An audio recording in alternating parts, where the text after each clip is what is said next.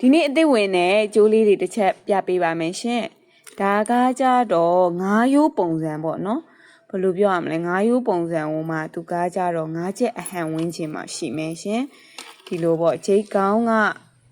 တစ်ချက်ကြည့်ပါတကယ်အစ်စ်ဂျိတ်ကောင်းအတိုင်းလာမယ်ပေါ့နော်ဒီမှာအသေးစိတ်တစ်ချက်ရိုက်ပြီးတော့ပြပေးပါမယ်ရှင်ဒီလိုမျိုးပါသူကပက်လေးကဒီလိုကြည့်ရင်ကြတော့တန်ချိုးခွင်းဆက်ပုံစံမျိုးပေါ့နော်ဒီဘက်ကကြည့်ရင်တော့ငါးရိုးပုံစံမှာဒါငါးရိုးဒီဇိုင်းတစ်လို့ပဲကျွန်မပြောပြီးရောင်းပလိုက်ပါမယ်ရှင်ဒါလေးယူမယ်ဆိုရင်မြန်မာငွေ3000ခွဲချက်ပါရှင်တန်လေးနဲ့ရမယ်နော်အရှိက24လက်မှရှိမယ်ဒါကကြတော့အပြားဒီဇိုင်းနဲ့ကပေါ့နော်ဒါတူးဝတ်လို့ရမယ်ရှင်ယောက်ျားလေးလည်းဝတ်လို့ရမယ်မိန်းကလေးလည်းဝတ်လို့ရမယ်အပြားဒီဇိုင်းနဲ့ကဂျိတ်တစ်ချက်ကြည့်ပေးပါဂျိတ်ကဒီလိုမျိုးလာတယ်တကယ်အစ်စ်ပုံစံအတိုင်းနော်အစ်စ်ပုံစံအတိုင်းလာတဲ့ဂျိတ်အတိုင်းလာထားတယ်ရှင်သူလဲခေါင်းစွပ်ပါပေါ့နော်ယောက်ျားလေးဆိုရင်